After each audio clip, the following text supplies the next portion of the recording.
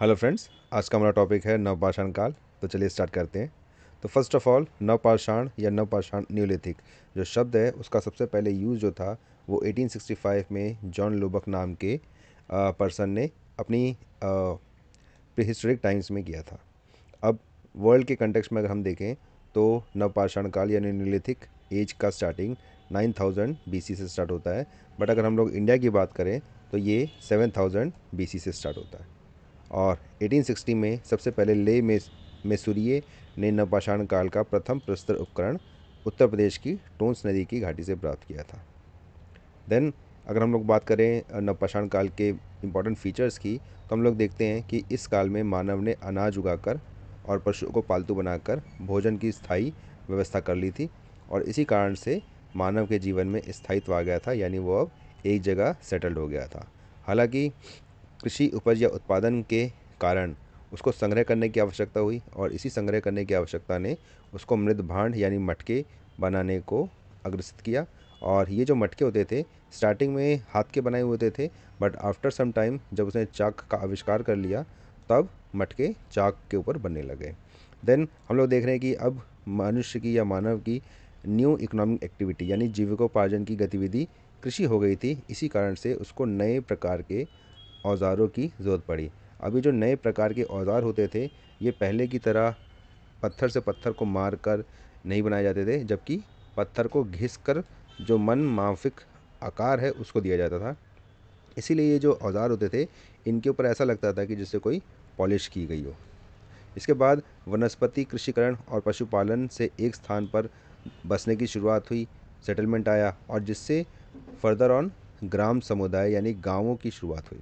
अब इम्पॉर्टेंट ये है कि कृषि के लिए सबसे पहले जो फसल उगाई गई वो जौ और गेहूँ थी।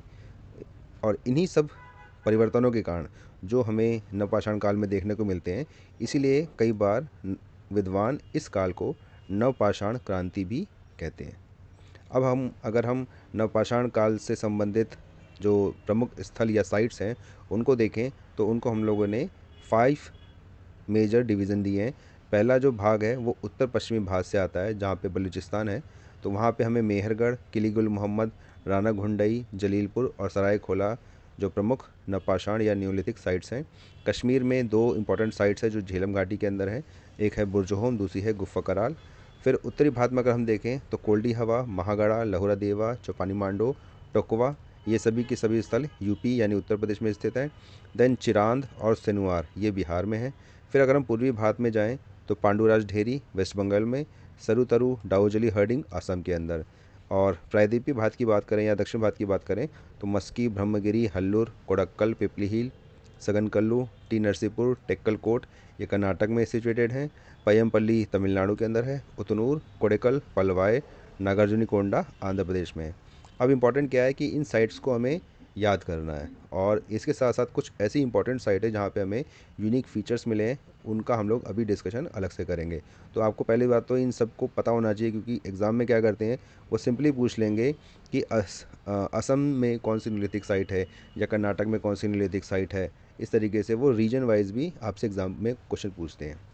देन अब अगर हम लोग इंपॉर्टेंट साइट्स की बात करें तो फर्स्ट हमारा है मेहरगढ़। अब मेहरगढ़ जो है वो पाकिस्तान के बलूचिस्तान एरिया में सिचुएटेड है, और यहाँ पर हमें पूर्व मृदभांड नवपाषाण काल से, मतलब नवपाषाण काल का वो टाइम जब पीपल्स मटके का या पॉटरी का यूज़ नहीं करते थे, वहाँ से लेकर मैच्योर हड़प्पा तक का हमें यहाँ पर लोगों के रहने का एविडेंस मिलता है। मतलब प्री पॉटरी एज से मैच्योर हड़प्पा तक के एज तक पीपल्स यहाँ पे रहते हैं। तो इट मीन्स न्यूलिथिक टाइम में हमें दो टाइप के डिपॉजिट मिलते हैं। पहला डिपॉजिट है जिसमें पीपल्स मृदभांड के या पॉटरी के यूज़ नहीं करते थे, बट इस डिपॉजिट में हमें गेहूं और जौ के एग्रीकल्चर करने के एविडेंस मिले हैं। और अगर हम टाइम पीरियड की बात करें तो ये 7000 बीसी से रिलेटेड है। अब यहाँ के जो लोग थे वो कच्ची ईंटों के आयताकार घरों के अंदर रहते थे। और मेहरगढ़ में नवपाषाण काल का जो दूसरा डिपॉजिट है वहाँ से हमें गेहूँ, जौ, अंगूर और सबसे इम्पॉर्टेंट कपास की खेती के एविडेंसेस मिले। और कुछ विद्वानों का ये भी मानना है कि हड़प्पा के जो निवासी थे उन्होंने गेहूँ, जौ और कपास की खेती को मेहरगढ़ के पूर्वजों से ही सीखा था। फिर मेहरगढ़ में हमें कॉपर मेल्ट करने के एविडेंस मिलते हैं। फिर यहीं से हमें पालतू भैंस के भी प्राचीनतम साक्ष्य भी मिलते हैं। फिर अब हम कश्मीर में सिचुएटेड अपने साइट्स पे। तो पहली कश्मीर में सिचुएटेड इंपॉर्टेंट साइट है बुर्ज होम। बुर्ज होम का लिटरली मीनिंग होता है जन्म स्थल या जन्म स्थल। ये श्रीनगर में 16 किलोमीटर दूर सिचुएटेड है और इसकी जो डिस्कवरी थी वो 1935 में डी टेरा और पीटरसन ने की थी। अब ये साइट इंपॉर्टेंट क्यों है? क्योंकि ये लोग बुर्ज होम के लोग झील के किनारे गर्त आवास यानी ज़मीन के अंदर गड्ढा करके रखते थे। और दूसरी एक इम्पॉर्टेंट फीचर यहाँ का ये है कि यहाँ पे हमें बहुत सारे मानव के अवशेष यानी मानव के शवाधान मिले हैं, जिसमें ह्यूमन स्केलेटन के साथ कुत्ते के दफनाए जाने के भी एविडेंसेस मिलते हैं। तो ये इंपॉर्टेंट है। और ये जो शवाधान होते थे मुख्यतः आवासीय यानी रेसिडेंशियल एरिया में ही सिचुएटेड होते थे। और शवाधान के जो गर्त होते यानी गड्ढे होते थे वो अंडाकार होते थे और इन गर्त के किनारे चूने का प्लास्टर रहता था। इसी तरीके से सेकंड इंपॉर्टेंट साइट है कश्मीर की गुफ़ा कराल। इसका लिटरली मीनिंग होता है कुम्हार की गुफ़ा। ये श्रीनगर से 41 किलोमीटर दक्षिण पश्चिम में है और यहाँ पे हमें 3 स्टेजेस का यानी 3 चरणों का पता चलता है। जो इनका पहला चरण था वहाँ पे ये लोग पॉटरी का यूज़ नहीं करते थे, लेकिन जो बाद के 2 चरण हैं वहाँ से हमें धूसर मृदभांड के उपयोग मिलते हैं और इन्हीं 2 चरणों में हड्डियों के औजार भी मिलते हैं। देन अब हम लोग शिफ्ट करते हैं बेलन नदी घाटी में। अब बेलन नदी घाटी जो है वो टोंस नदी की सहायक नदी है और ये उत्तर प्रदेश के सोनभद्र ज़िले से निकलकर मिर्ज़ापुर होते हुए इलाहाबाद में टोंस नदी से मिल जाती है। और ये बेलन घाटी बहुत ही इम्पोर्टेंट है पुरातात्विक नज़रिए से और इतनी ज़्यादा इम्पोर्टेंट है कि इसको इंडियन प्री हिस्ट्री का टेक्स्ट बुक भी कहा जाता है। यहाँ से हमें पुरापाषाण काल, मध्यपाषाण काल और नवपाषाण काल के अवशेष मिलते हैं। यानी इस नदी घाटी में लोग यानी मानव पुरापाषाण काल से ही रहना शुरू कर चुके थे। तो बेलन घाटी में एक इम्पॉर्टेंट साइट है कोल्डी हवा, जो कि लगभग 6000 BC पुरानी है और यहाँ से हमें धान की बालियाँ मिली हैं और यहाँ के लोग चावल की जंगली और कृत्रिम प्रजाति दोनों से ही परिचित थे। फिर मिर्ज़ापुर में बेलन और अदवा नदी के संगम पर एक स्थान है टोकवा स्थल। यहाँ से भी 6000 BC के कृषि के साक्ष्य हमें मिलते हैं। और देन एक अनदर साइट है बेलन घाटी की महागढ़ा। ये विंध्य क्षेत्र में स्थित है और यह स्थल यमुना नदी के किनारे इलाहाबाद शहर के दक्षिण में 70 किलोमीटर दूर स्थित है और इसकी खोज 1945 में हुई थी। 1951-56 में इलाहाबाद विश्वविद्यालय के प्रोफेसर GR शर्मा ने यहाँ उत्खनन कराया और उत्खनन के दौरान यहाँ से उन्हें चावल के अवशेष मिले हैं। अब महागढ़ा की एक इम्पॉर्टेंट फीचर और है कि यहाँ से हमें पशु बाड़े का भी प्रमाण मिलता है। देन फिर एक अनदर साइट है चौपानी मांडो।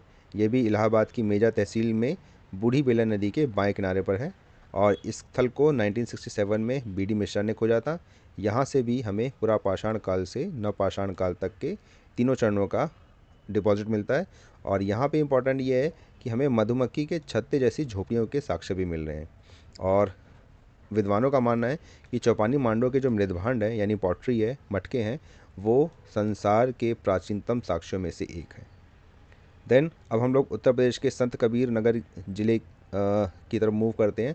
वहाँ पे झील के किनारे एक स्थल है लहुरा देवा और भारतीय उपमहाद्वीप में कृषि के साक्ष्य का सबसे प्राचीनतम साक्ष्य यहीं मिला है। ठीक है, तो अभी हमने इससे पहले मेहरगढ़ का पढ़ा था, तो मेहरगढ़ का जो साक्ष्य है कृषि का वो लहुरा देवा से नया है।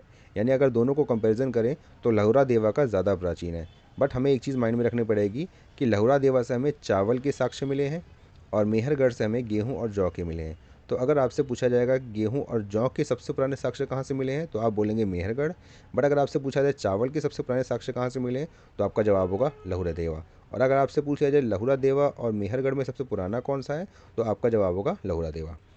तो यही लिखा है कि मेहरगढ़ से प्राप्त कृषि का साक्ष्य 7000 ईसा पूर्व का है, जबकि लहुरा देव का 9000 से 7000 ईसा पूर्व का कृषि का साक्ष्य है। देन 1962-63 में VK सिन्हा के नेतृत्व में बिहार के चिरांद नामक स्थल पर भी नवपाषाणिक अवशेषों की प्राप्ति हुई है। और इम्पोर्टेंट क्या है कि बुर्जोहोम को छोड़कर किसी भी अन्य आर्कियोलॉजिकल साइट से इतनी मात्रा में नवपाषाणिक उपकरण नहीं मिले हैं जितने चिरांद से मिले हैं। और इन उपकरणों में सबसे ज़्यादा भारी मात्रा है हिरण के सींग की निर्मित हथियार और औजार। देन अब हम लोग दक्षिण इंडिया की तरफ यानी दक्षिण भारत की तरफ मूव करते हैं। तो यहाँ पे नवपाषाण कालीन जो किसान थे वो लोग रागी को उगाते थे। जो उनकी सबसे पहली फसल थी वो थी रागी। अब दक्षिण भारत में भी बहुत सारे नवपाषाणिक स्थल हैं, जैसे कर्नाटक में मस्की, ब्रह्मगिरी, हल्लूर, कोडक्कल, पिपली हिल, सगनकल्लू, टी नरसीपुर, टेक्कलकोट, और तमिलनाडु में पय्यमपल्ली, आंध्र प्रदेश में उतनूर, कोडेक्कल, पलवाई और नागार्जुनकोंडा। और दक्षिण भारत की जो नवपाषाणिक स्थल हैं वो अपने साथ एक यूनिक फीचर रखती हैं। मतलब कि दक्षिण भारत की जो नवपाषाणिक बस्तियां हैं उनकी मुख्य विशेषताओं में एक राख के टीले हैं। मतलब वहाँ पे हमें राख के ऐश माउंड मिले हैं, और ये जो ऐश माउंड मिले हैं वो दक्षिण भारत के पलवाई यानी आंध्र प्रदेश में, उतनूर यानी आंध्र प्रदेश में, पिकली हिल, ब्रह्मगिरी, मस्की यानी कर्नाटक में, यहाँ से मिले हैं। अब ये राख के टीले होते क्या थे? तो ये माना गया है कि जो राख के टीले होते थे, ये नवपाषाणिक कालीन जो लोग होते थे वो अपने मवेशियों को एक बाड़े में रखते थे, जहाँ पे उनके मलबा इकट्ठा होता रहता था। मलबा मतलब उनके द्वारा किया गया मल इकट्ठा होता रहता था, और जब ये इकट्ठा हो जाता था तो या तो उनमें किसी संस्कार के रूप में आग लगाई जाती थी, या वो एक्सीडेंटली जल जाते थे और वो राख के टीलों में कन्वर्ट हो जाते थे।